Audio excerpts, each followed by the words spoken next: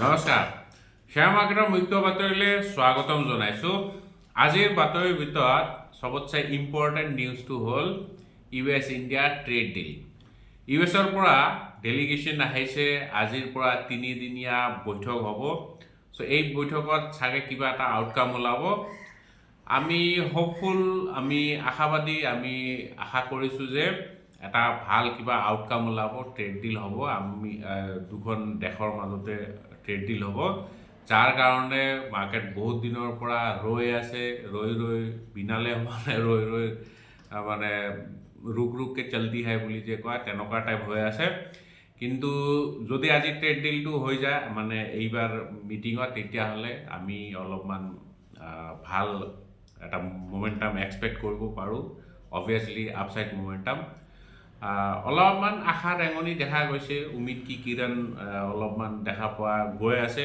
So যদি হয় তেতিয়াহ'লে এইটো এটা ভাল আপডেট হ'ব মাৰ্কেটৰ কাৰণে ভাল দ্বিতীয় আৰু এটা নিউজ সেইটো হ'ল মানে কি কম সনসনী নিউজ বুলি ক'ব লাগিব সেইটো হ'ল সিলভাৰৰ প্ৰাইচ এগেইন নতুন লাইফ টাইম হাই বনাইছে কালি 3.5% মান ওপৰত গৈ পেলাই সিলভাৰে ক্লোজিং দেখাইছে নতুন লাইফ টাইম হাই ক্লোজিং দেখাইছে এতিয়া 1 কেজি ৰূপৰ মূল্য 1.88 লাখ তাৰমানে 2 লাখ হ'বলৈ আৰু বেছি দেৰি নাই 1 কেজি ৰূপৰ মূল্য 2 লাখ পাবগে সো সোণৰ মূল্য নো ডাউট বহুতখিনি বাঢ়িছে কিন্তু যোৱা এমাহ ডেৰমাহ জুৰি সোণতকৈ ৰূপৰ মূল্য বেছিকৈ বাঢ়া যেন লাগিছে মানে ৰূপত অলপমান মোমেন্টামটো বেছি দেখা পোৱা গৈছে সো এই দুটা ডাঙৰ নিউজ মোটামুটি আজিৰ কাৰণে আৰু এতিয়া অলপমান গ্লোবেল মাৰ্কেট চাই লওঁ গ্লোবেল মাৰ্কেট আমি ইউএছএ চাব লাগিব ইউএছৰ ফেডাৰেল ৰিজাৰ্ভৰ আউটকামটো আজি ৰাতি ওলাব খাইলে আমি গম পাম সো যদি কালি মানে ৰেড কাৰ্ড হয় 0.25% ৰেড কাৰ্ড হোৱা এটা আশা আছে সো হেতু অলৰেডি মাৰ্কেটে ডিসকাউন্ট কৰি থৈছে সো হেতু কাৰণে ইউএছ মাৰ্কেট একদম ফ্ল্যাট কালি ক্লোজিং দেখাইছে বহুত দেৰিৰ পৰা সাইৰেন বাজি আছে ক'বাত জুই লাগিলে নি তেনেকুৱা ধৰণৰ কিবা এটা উমান পাইছোঁ আৰু আচ্ছা যিয়ে নহওক সো ইউএছ মাৰ্কেট একেবাৰে ফ্ল্যাট কালি নেসডাক একেবাৰে ফ্ল্যাট ক্লোজিং দেখাইছে ডাও জোন্স অলপমান তলত গৈ পেলাই বন্ধ হৈছে 0.4% মান তলত ক্লোজিং দেখাইছে আজি ৰাতিপুৱাও একদম একে জায়গাতে ট্ৰেড কৰি আছে না ওপৰ না তলত কেতিয়াবা অলপমান ওপৰ কেতিয়াবা অলপমান তলত দুইটা ফিউচাৰ্স ট্ৰেড কৰি আছে নেসডাক আৰু ডাও জোন্স আৰু আমাৰ গিভ নিফটি কিন্তু প্ৰায় 60 পইণ্টছৰ গ্যাপ ডাউন ওপেনিং ইন্ডিকেট কৰি আছে দুদিনমান জুৰি আমাৰ মাৰ্কেটটো ভাল কাৰেকশন দেখালে বিশেষকৈ mid cap small cap index কিন্তু খালি স্মল কেপ ইন্ডেক্স বিৰাটে ধুনীয়া শাৰ্প ৰিকভাৰী দেখাইছে আমাৰ নিফটি 0.5% তলত কিন্তু এনে স্মল কেপ ইন্ডেক্স প্ৰায় 1% মান ওপৰত গৈ পেলাই ক্লোজিং দেখাইছে সো দুইটাৰ মাজত অলপমান ডিসপ্যাৰিটি দেখা গৈছে বা ডাইভাৰজেন্স দেখা গৈছে এইটো ডাইভাৰজেন্স হোৱাৰ মেইন কাৰণ স্মল কেপ ইন্ডেক্স বহুত দিনৰ পৰা নামি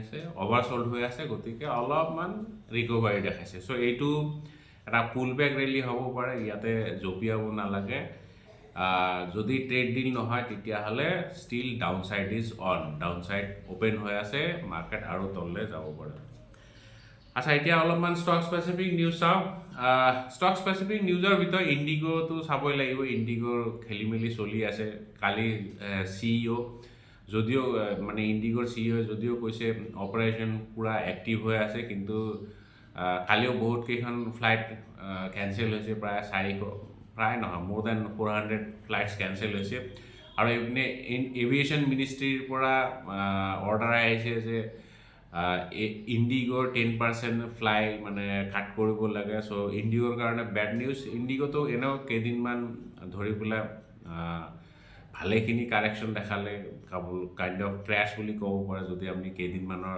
ডেটা লয় সো ইণ্ডিগো আজিও ফোকাছত থাকিব আৰু কেইদিনমান ফোকাছত থাকিব কিন্তু পুটুককৈ কিবা এটা পজিটিভ ডেভেলপমেণ্টো আহি যাব পাৰে গতিকে আকৌ চিধা শ্বৰ্ট কৰি নথব আৰু এইপিনে আদানী টোটেল গেছ আৰু আদানী গ্ৰীণ, এই দুটা ষ্টক চাব লাগিব কাৰণ আদানী টোটেল গেছে 1.5% ষ্টেক বিক্ৰী কৰিবলৈ গৈ আছে আদানী গ্ৰীণৰ। এইটো প্ৰায় 2400 crores এটা ব্লক ডিল হ'ব পাৰে। চ' সেইটো ব্লক ডিলৰ জৰিয়তে বিক্ৰী কৰিব পাৰে। গতিকে Adani green plus Adani total gas দুইটা আজি ফ'কাছত থাকিব, বিশেষকৈ আদানী গ্ৰীণটো। এতিয়া অলপমান আই পি অ' নিউজ চাওঁ। আই পি অ' মিছ'টো মানে ৰেছপন্স ভাল। মিছ' আই পি অ' আৰু একিউজৰ দুইটা আমি কৈছোঁ যদি লিষ্টিং গেইন বিচাৰে তেতিয়াহ'লে এপ্লাই কৰি চাব পাৰে। দুইটাতে মোটামুটি মোৰ লাগিছে এটা লিষ্টিং গেইন পোৱা যাব। আজি লিষ্ট হ'বলৈ গৈ আছে 30-40% মানৰতো প্ৰিমিয়ামত লিষ্টিং হ'ব লাগে। লেটছ চি কি হয়। চ' এই দুটা আই পি অ' আজি মন কৰিব লাগিব আৰু আই পি অ' লিষ্ট হোৱাৰ পিছত এণ্ট্ৰি নকৰাই ভাল মোৰ মতে। অকল লিষ্টিং গেইনৰ কাৰণেহে এই দুটা আই পি অ' মোৰ লাগিছে ঠিক। তাৰপিছত আৰু দুটা আই পি অ' আজি অ'পেন হ'বলৈ গৈ আছে, মেডিপাৰ্ক আই পি অ', মেডিপাৰ্ক ৱৰ্ল্ড আৰু নেফ্ৰ' কেয়াৰ। থাইৰ' কেয়াৰ যেনেকুৱা নেফ্ৰ' কেয়াৰৰ এটা আই পি অ' আজি অ'পেন হ'বলৈ গৈ আছে ছাবস্ক্ৰিপশ্যনৰ কাৰণে। দুটা আই পি অ' এতিয়ালৈকেতো চোৱা নাই কি হয়। যদি হেৰি হয় কাইলৈ মই ইয়াৰ বিষয়ে অলপমান আপডেট দিব পাৰিম, বাট এতিয়ালৈকে মই একো আপডেট পোৱা নাই বা মই চোৱা নাই আৰু আই পি অ' দুটা। তাৰোপৰি আৰু কেইটামান ষ্টক আজি ফ'কাছত থাকিব, যেনেকৈ টাটা পাৱাৰ। টাটা পাৱাৰে 400 KVৰ এটা নতুন তেওঁলোকৰ পাৱাৰ প্লাণ্ট মুকলি কৰিছে। এইটো Koteshwar Rishikesh transmission line, power প্লাণ্টটো নহয়, ট্ৰান্সমিশ্যন লাইন এটা হেৰি কৰিছে, কালি কমিশ্যন কৰিছে। সেইটো নৰ্থ ইণ্ডিয়াৰ গ্ৰীডত এতিয়া তেওঁলোকে মোটামুটি 1000 মেগাৱাটৰ ক্লিন হাইড্ৰ' পাৱাৰ এনাৰ্জি ছাপ্লাই কৰিবলৈ সক্ষম হ'ব। চ' মুঠতে টাটা পাৱাৰৰ এতিয়া কেপাচিটি বাঢ়িছে 400 KV নতুন ট্ৰান্সমিশ্যন লাইন তেওঁলোকৰ গ্ৰীডত এড হৈছে। গতিকে কোম্পানীটোৰ কাৰণে ভাল খবৰ। টাটা পাৱাৰ আজি ফ'কাছত থাকিব। দিলীপ বিলকনে এটা EPC অৰ্ডাৰ ৰিচিভ কৰিছে, ইঞ্জিনিয়াৰিং প্ৰক্ৰিয়ৰমেণ্ট এণ্ড কনষ্ট্ৰাকশ্যন অৰ্ডাৰ। এইটো মোটামুটি ডাঙৰ অৰ্ডাৰ, 1750 crores এটা অৰ্ডাৰ ৰিচিভ কৰিছে নেলকো, নেশ্যনেল এলুমিনিয়ামৰ পৰা অৰ্ডাৰ ৰিচিভ কৰিছে। এইটো আপোনাৰ পট্টাংকি বক্সাইট মাইন্সৰ এটা অৰ্ডাৰ হয় আৰু এইটো দীঘলীয়া টাৰ্মছৰ কাৰণে অৰ্ডাৰ হ'ব, 25 বছৰীয়া অৰ্ডাৰ এটা, ৱৰ্ক অৰ্ডাৰ। গতিকে দিলীপ বিলকন আজি ফ'কাছত থাকিব, নেলকো ফ'কাছত থাকিব। দুইটা কোম্পানী আজি ফ'কাছত থাকিব। IRB ইনফ্ৰা আৰু ইয়াৰ এটা মানে যোনটো কি কয় NBIT বুলি কয়, ইনভেষ্টমেণ্ট ট্ৰাষ্ট। NBIT মানে IRB ইনফ্ৰাষ্ট্ৰাকচাৰ ট্ৰাষ্ট। দুইজনে মানে ৰিপৰ্ট কৰিছে, দুইজনে মিলি কাম কৰে, ইনভেষ্টমেণ্ট ট্ৰাষ্ট আৰু দুইটা কাম কৰে। ইন দ্য চেন্স NBITয়ে পইচা গোটাই, ৰাইজৰ পৰা পইচা গোটাই। NBITটো গম পায় মানে ইনভেষ্টমেণ্ট ট্ৰাষ্ট হয়। ইনভেষ্টমেণ্ট ট্ৰাষ্ট মানে ৰাইজৰ পৰা পইচা উঠাই পেলাই ইনফ্ৰাষ্ট্ৰাকচাৰ বনায়, ইনফ্ৰাষ্ট্ৰাকচাৰৰ পৰা ৰয়েল্টি কালেক্ট কৰে। Royalty in the sense toll collection কৰে। চ' এই দুটা কোম্পানী মানে এটা কোম্পানীয়ে পইচা উঠায়, এটা কোম্পানীয়ে কাম কৰে, এক্সিকিউশ্যন কৰে আৰু। চ' IRB ইনফ্ৰা আৰু IRB NBIT এই দুটা কোম্পানীয়ে কালি বিজনেছ ৰিপৰ্ট ওলাইছে যে নৱেম্বৰ মাহত তেওঁলোকৰ টোল কালেকশ্যন ভালেখিনি বৃদ্ধি পাইছে, 16% বৃদ্ধি পাইছে ইয়াৰ অন ইয়াৰ। চ' যোৱা বছৰৰ তুলনাত 16% বৃদ্ধি পাইছে আৰু ইয়াৰ বিষয়ে আমি মাজে মাজে কথা পাতোঁ IRB ইনফ্ৰা। চ' তেওঁলোকৰ বিজনেছ লাহে লাহে বৃদ্ধি হৈ আছে, মানে toll collection month on month, year on year বৃদ্ধি পাই আছে, মানে ষ্টিডি গ্ৰ'থ এটা দেখা পোৱা গৈ আছে। তাৰপিছত হাইৱে ইনফ্ৰাষ্ট্ৰাকচাৰ লিমিটেড, তেওঁলোকেও এটা অৰ্ডাৰ ৰিচিভ কৰিছে, প্ৰায় 330 crores অৰ্ডাৰ এটা ৰিচিভ কৰিছে NHAI, national highway authority of ইণ্ডিয়াৰ পৰা। আৰু এই অৰ্ডাৰটো হ'ল অপাৰেট আৰু টোল কালেক্ট কৰিব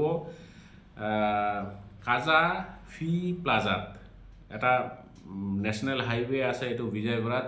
চ' সেই বিজয়ৱাড়া নেশ্যনেল হাইৱে তেওঁলোকে অপাৰেট কৰিব, টোল কালেক্ট কৰিব আৰু সেইটো মেইনটেইন কৰিব চ' আজি একচুৱেলি কালি বহুতকেইটা ইনফ্ৰাষ্ট্ৰাকচাৰ ৰিলেটেড কোম্পানীৰ আপডেট দেখা পোৱা গৈছে আৰু এটা ইনফ্ৰা কোম্পানীৰ কালি এটা ভাল নিউজ সেইটো হ'ল জিপিটি ইনফ্ৰা তেওঁলোকে এটা অৰ্ডাৰ ৰিচিভ কৰিছে প্ৰায় 200 crores অৰ্ডাৰ এটা ৰিচিভ কৰিছে নৰ্থ ইষ্টাৰ্ণ ৰেলৱেৰ পৰা তেওঁলোকে ছাবষ্ট্ৰাকচাৰ আৰু ফেব্ৰিকেট কৰিব এটা অলৰেডি ছুপাৰ ষ্ট্ৰাকচাৰ আছে দুখন ব্ৰিজৰ এইটো হ'ল ৰাপ্তি ৰিভাৰ এইটো চাগে মোৰ লাগিছে নেপালৰ পৰা আহিছে এতিয়া একজেক্টলি কোনখিনি জেগাত ব্ৰিজ বনাইছে সেইটোতো নাজানো কিন্তু দুখন ৰেলৱে ব্ৰিজ তেওঁলোকে